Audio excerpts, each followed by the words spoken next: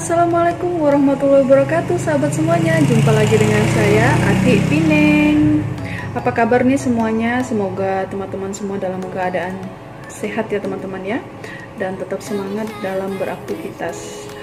Oke, untuk hari ini Ati itu ingin menunjukkan kepada teman-teman semuanya hal-hal yang biasa dilakukan di Malaysia tapi sangat jarang sekali di Indonesia. Apa saja kah itu? Simak terus yuk. Untuk teman-teman semuanya yang baru hadir, jangan lupa subscribe dulu dan like-nya. Dan untuk teman-teman yang selalu support Ati, terima kasih banyak untuk teman-teman semuanya ya. Oke, untuk yang pertama yaitu laki-laki pergi ke pasar ya, dan belanja seperti ibu-ibu pada umumnya gitu. Nah, jadi laki-laki di Malaysia ini banyak sekali yang pergi ke pasar dan berbelanja kebutuhan-kebutuhan dapur atau keperluan-keperluan dapur seperti cabai atau cili ya, seperti cabai, sayur-sayuran gitu.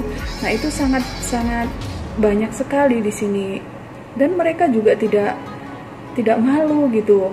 Di Indonesia saya sangat jarang sekali lihat kaum lelaki untuk belanja ke pasar ya, apalagi seperti bapak-bapak ya.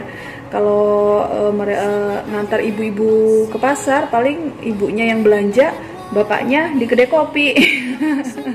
Ya kan, atau bapaknya mungkin pergi ke peralatan ini biasa gaji seperti gitu ya, martil kayak gitu-gitu tuh. Kalau di Indonesia nih, kalau ibu-ibunya semuanya pada ke pasar beli cabai, ke bagian sayur-sayur kayak gitu ya.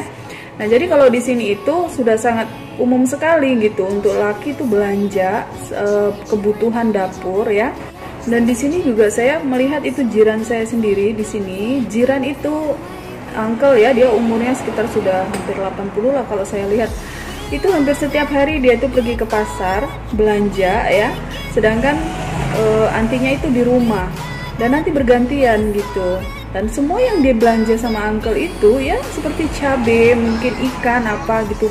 Justru katanya itu yang lebih paham dengan kebutuhan-kebutuhan dapur itu justru uncle-nya daripada antinya kayak gitu. Nah, jadi sangat biasa sekali di sini ya teman-teman. Sudah menjadi umum gitu kalau di sini. Nah, oke, yang untuk yang kedua yaitu bungkus makanan jika tidak habis. Nah, ini pengalaman saya sendiri, saya juga. Nah, jadi saya itu pernah makan gitu kan di restoran gitu. Jadi kita order beberapa menu dan saya itu makannya tidak habis gitu kan. Jadi teman saya ini tadi bilang, "Ya udah dibungkus aja." Hah? Dibungkus? Bilang kan, "Loh, kenapa? Kita kan sudah bayar." Bilang gitu kan. "Kenapa? Malu?" Bilang gitu.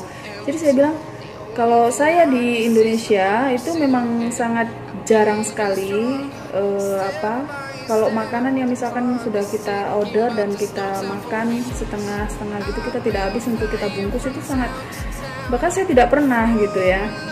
Saya tidak pernah. Jadi di sini ternyata setelah saya makan kadang di mana tempat gitu kan, ternyata banyak juga tidak dari orang Melayu ataupun orang Chinese gitu, Cina gitu kan. Nah, itu semuanya yang tidak habis itu mereka pun tidak segan untuk membungkus gitu.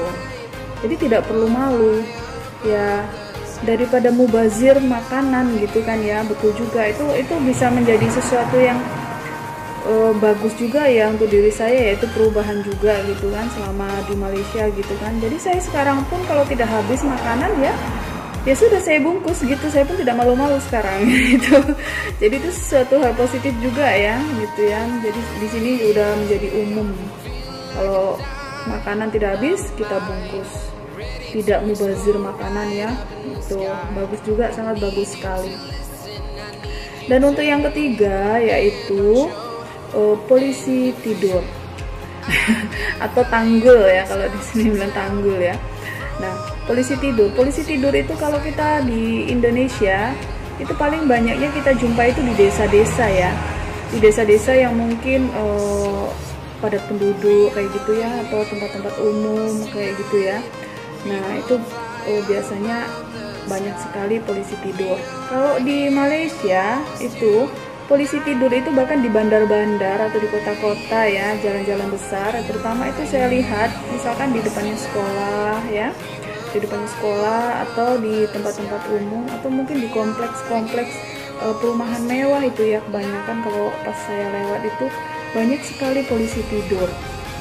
Nah itu, jadi kalau itu tidak biasa sekali kita lihat di Indonesia ya teman-teman ya. Kalau polisi tidur itu kebanyakan kan kita jumpai itu di desa-desa kayak gitu ya. Itu. Nah, tapi kalau di sini di bandar-bandar pun saya lihat itu banyak sekali polisi tidur. Ya, seperti di depan ini saja, itu di depannya Shell, Jalan Burma ya. Itu depannya ada Adventist rumah sakit ya. Adventist Hospital ya. Nah itu depannya juga banyak sekali itu polisi tidur gitu. Jadi tidak hanya di desa saja. Itu hal yang memang betul-betul jarang saya jumpai di Indonesia ya teman-teman ya. Nah untuk yang keempat yaitu perempuan mengendara kereta atau mobil ya. Nah jadi di sini kalau saya lihat itu memang sih satu rumah itu bahkan mempunyai lebih dari satu mobil ya, lebih dari satu mobil, ini satu orang loh ya, bukan satu rumah lagi gitu. Nah jadi perempuan itu kebanyakan ya mengendarai mobil itu sendiri. Memang sekarang kalau di Indonesia kita lihat perempuan mengendarai mobil itu kebanyakan ya di kota-kota ya. Kalau di desa mungkin jarang sekali, kebanyakan paling ya laki-laki ya yang mengendarai kayak gitu. Jadi kalau di kota-kota di Indonesia sekarang sudah umum lah, apalagi wanita karir ya kayak gitu, itu sangat banyak sekali. Dan kalau di sini semuanya saya lihat sampai masih anak-anak, masih muda, masih umur 17 mungkin ya, itu semuanya sudah mengendarai, bahkan yang sudah tua-tua gitu ya, itu mengendarai mobil sendiri itu perempuan ya, wanita. Nah, jadi itu sudah hal biasa gitu saya lihat itu di sini tuh. Kalau di Indonesia sekarang itu jarang ya kita jumpai gitu ya teman-teman ya. Nah, itu tadi beberapa hal yang biasa saya temukan di Malaysia tapi tidak biasa di Indonesia ya teman-teman ya. Ya mungkin sih sekarang dengan majunya zaman sih sudah banyak. Ada juga seperti laki-laki yang belanja di Indonesia itu, tapi sangat jarang kalau saya lihat sih ya. Sangat jarang saya lihat. Oke, terima kasih banyak untuk teman-teman semua yang sudah hadir di video saya. Jangan lupa subscribe dan like-nya. Wassalamualaikum warahmatullahi wabarakatuh. Semangat selalu teman-teman.